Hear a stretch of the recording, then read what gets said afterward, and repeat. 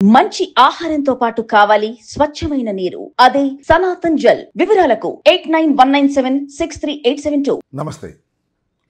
Pan India సినిమా సాక్షాత్తు Andhra Pradesh deputy chief minister Pawan Kalyan garu నటించిన హరిహర వీరమల్లు నిన్న రిలీజ్ అయింది.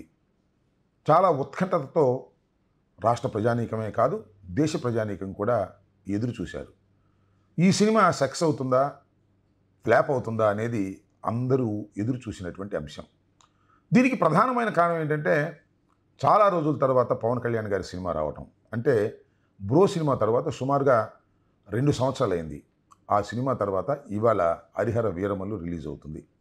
చాలా పెద్ద గ్యాప్తో రిలీజ్ అవుతున్నటువంటి చిత్రం కాబట్టి ఇది ఎలా ఉంటుంది, ఇది విజయవంతం అవుతుందా కాదా అనేది ఉత్కంఠతో ఎదురు చూసినటువంటి అంశం. ఇంకొక అంశం ఏంటంటే ఈ సినిమా విజయవంతం కావాలని అందరూ కోరుకున్నారు. నేను కూడా ట్వీట్ చేశాను. పవన్ కళ్యాణ్ గారి Harihara Veeramallu super duper hit అయి కనకవర్షం కురిపించాలని కోరుకున్నాను అని ట్వీట్ చేశాను. దీని మీద చాలామంది విమర్శలు చేశారు, కొంతమంది పొగిడారు, ఒక చర్చ జరిగింది.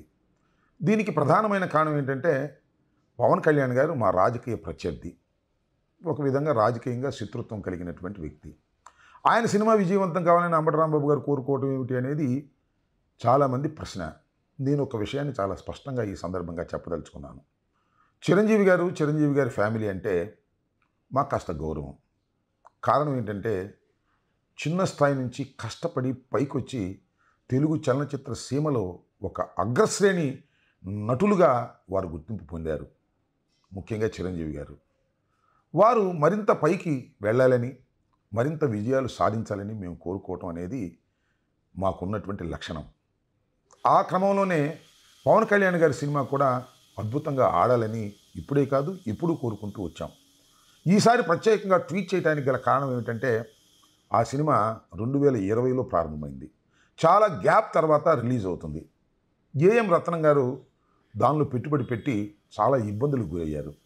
పవన్ కళ్యాణ్ గారు ఖాళీ లేక కాల్ షీట్లు ఇవ్వక చిత్రం సకాలంలో పూర్తి కాలేదు.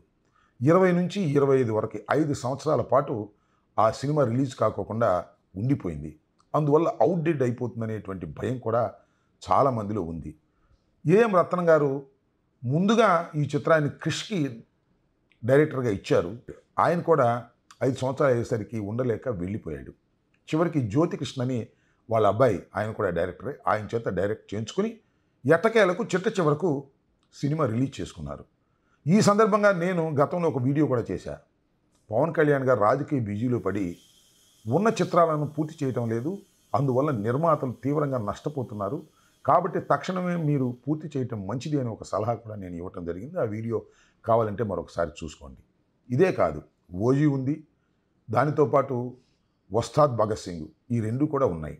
ఇవి అవుట్డేట్ అయిపోతున్నటువంటి సందర్భం.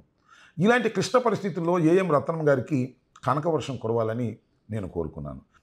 కనకవర్షం కురవాలని కోరుకున్నానంటే అధికార దుర్వినియోగాన్ని చేసి అడ్డగోలుగా జీవోలు ఇప్పించుకుని తద్వారా ప్రజల దగ్గర నుంచి డబ్బు కాజేయాలనేది నా ఉద్దేశం కాదు.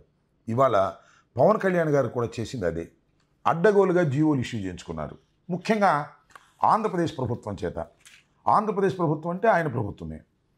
ఒక్కొక్క టిక్కెట్కి 600 రూపాయలు పెంచుకునేటటువంటి కార్యక్రమం. ఆ విధంగా జీవో ఇష్యూ చేసిన ఆంధ్రప్రదేశ్ ప్రభుత్వం అంటే ఏంటండి, నాకు అర్థం కాలేదు. ఒక సినిమా మొదటి రోజు చూడాలి అంటే 750 రూపాయలు పెట్టి థియేటర్కి వెళ్ళాలి. ఒక ఫ్యామిలీ 750 రూపాయలు పెట్టి థియేటర్కి వెళ్ళాలంటే 4 వెళ్ళాలంటే ఎంత అవుతుంది? ఈ విధంగా దోపిడీ చేసే కార్యక్రమాన్ని పవన్ కళ్యాణ్ గారే సాక్షాత్తు చేయటం ధర్మమేనా? సినిమా బాగుంటే ఏ రేటు ఉన్నా ఆడుతుంది అనేది అందరికీ తెలిసినటువంటి సత్యం. ఇది నేను చెప్పినటువంటి అంశం కాదు. నారాయణమూర్తి గారు ఒక చిన్న నిర్మాత, దర్శకుడు, ఆయన చెప్పాడు, సినిమా బాగుంటే ఆడుతుంది, బాగోపోతే రేటు పెట్టినా ఆడదు, రేటు పెట్టకపోయినా ఆడదు అనేది ఒక నగ్న సత్యం సినిమా ఫీల్డ్లో. నా విజ్ఞప్తి, నాకు ట్యాక్స్ ఫ్రీ వద్దు, ఏం వద్దండి, నా గవర్నమెంట్ సైడ్ నుంచి ఏ సహకారం వద్దండి ప్లీజ్. నేను కోరుకునేది ఏంటంటే దయచేసి మీరు ప్రమోట్ చేయండి సినిమాని. నా సినిమా గురించి చెప్పండి, సినిమా జనంలోకి వెళ్ళి చేయండి, జనాన్ని చూడమని చెప్పండి. ఏమాత్రం సినిమా బాగుంటే జనాన్ని కనెక్ట్ అయితే సినిమా సక్సెస్ అవుద్ది. ఆ హెల్ప్ చేయండి. That's what I want. కానీ మొదటి రోజునే ప్రజల దగ్గర నుంచి డబ్బులు సక్సెస్ చేయాలి అనేటువంటి భావనతో ఇలాంటి జీవోలు ఇష్యూ చేసి అధికారాన్ని దుర్వినియోగం చేశారు పవన్ కళ్యాణ్ గారు అని అంట. ఇది తప్ప కాదు. ఒకసారి ఆలోచించండి. ముఖ్యంగా పవన్ కళ్యాణ్ గారు కూడా ఆలోచించండి. ఇంతటితో ఆగల పవన్ కళ్యాణ్ గారు రేవంత్ రెడ్డి గారి మీద కూడా ఇన్ఫ్లుయెన్స్ చేశారు. రేవంత్ రెడ్డి గారు ఒకానొక సందర్భంలో ముఖ్యంగా పుష్ప సినిమాకు జరిగినటువంటి ఒక సంఘటన సందర్భంగా శాసనసభలో వివాదం అయితే ఏ విధంగా మాట్లాడారో మీ అందరికీ తెలుసు.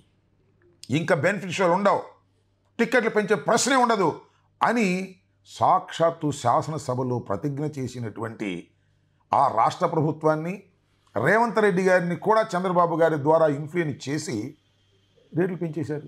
భయంకరమైన రేట్లు పెంచేటటువంటి కార్యక్రమం చేసినటువంటి విషయం మీకు తెలుసు. आज स्पेशल प्रिविलेज मांगे तो ये सरकार में नहीं मिलने वाले, मैं जब तक मैं कुर्सी में रहता हूं तब तक नहीं देता हूं. ఇలా రెండు రాష్ట్రాల్లోనూ ఏదో ఒక విధంగా ఈ సినిమా ఆడినా ఆడకపోయినా మొదటి 2 రోజుల్లోనే డబ్బంతా సక్ చేయాలనేటువంటి ఉద్దేశంతో అధికారాన్ని దుర్వినియోగం చేసి జీవోలు ఇప్పించుకున్నటువంటి పవన్ కళ్యాణ్ గారిని ఏమనాలి? ఆయన ప్రజాసేవ కోసం వచ్చాడనుకోవాలా, లేక ఈ విధంగా అధికారాన్ని దుర్వినియోగం చేయడానికి ప్రయత్నం చేస్తున్నాడని అనుకోవాలా? ఒక్కసారి ప్రజలు ఆలోచించాలని మనం చేస్తున్నాం. సరే, ఆ విషయాన్ని పక్కన పెడదాం. సినిమా ఎలా ఉంది అనేది ఇక్కడ ప్రశ్న. సినిమా అనుకున్నంత విజయాన్ని సాధించలేకపోయింది. ఒక విధంగా చెప్పాలంటే ఫ్లాప్కు అతి దగ్గరగా ఉంది. దానికి ప్రధానమైన కారణం ఈ 5 సంవత్సరాల పాటు ఆ సినిమా తీయటం, డైరెక్టర్లు మారటం. దీనివల్ల ఆ సినిమా అనుకున్న స్థాయిలో విజయం సాధించలేదు. రేట్లు పెట్టినా కనకవర్షం కురిసేటటువంటి పరిస్థితి లేకపోవటం చాలా విచారకరమైనటువంటి అంశంగా నేను ఈ సందర్భంగా చెప్పదలుచుకున్నాను. సినిమా ఆడాలని అందరం కోరుకుంటాం. ప్రధానంగా నేను మరొక్కసారి చెప్పదలుచుకున్నది ఏమిటంటే, పవన్ కళ్యాణ్ గారు మాకు రాజకీయ ప్రత్యర్థే తప్ప సినిమా ప్రత్యర్థి కాదు. వాళ్ళ సినిమాలు బాగా ఆడాలని, అద్భుతంగా వారు నటించాలని మేము కోరుకుంటాం. మరి ముఖ్యంగా చెప్పాలంటే పవన్ కళ్యాణ్ గారు కానీ, చిరంజీవి గారు కానీ అద్భుతమైన నటులే తప్ప అద్భుతమైన రాజకీయ నాయకులు కాదు అనేది ఇప్పటికీ ఎప్పటికీ నా అభిప్రాయం. రాజకీయంగా వారు అంతగా మెచ్యూరిటీ లేనటువంటి వ్యక్తులు, రాజకీయంగా వారు ప్రజల దగ్గరికి వెళ్ళలేనటువంటి మనుషులు, రాజకీయంగా విజయం సాధించలేనటువంటి వ్యక్తులు, ఎవరి కోసమో ఉపయోగపడే వ్యక్తులే తప్ప స్వయం ప్రకాశితులు కాదు అనేది ఇప్పటికీ ఎప్పటికీ నా నిశ్చిత అభిప్రాయం అని ఈ సందర్భంగా నేను చెప్పదలుచుకున్నా. ఏది ఏమైనా హరిహర వీరమల్లు విజయం సాధించకపోయినా అధికారాన్ని మాత్రం దుర్వినియోగం చేశారు పవన్ కళ్యాణ్ గారు. ఇది సరైనటువంటి విధానం కాదు, మంచి పద్ధతి అంతకంటే కాదు అని మాత్రం స్పష్టంగా చెప్పదలుచుకున్నా.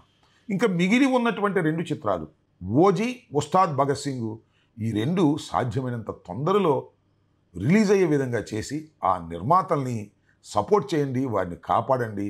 ఫ్లాప్ అవుతాయో సెక్స్ అవుతాయో అది వేరే అంశం. ముందు వారు ఒక టెన్షన్ నుంచి రిలీజ్ అవుతారు. ఇంకా రాబోయే కాలంలో మీరు చిత్రాల్లో నటిస్తారా లేదా అది వేరే అంశం.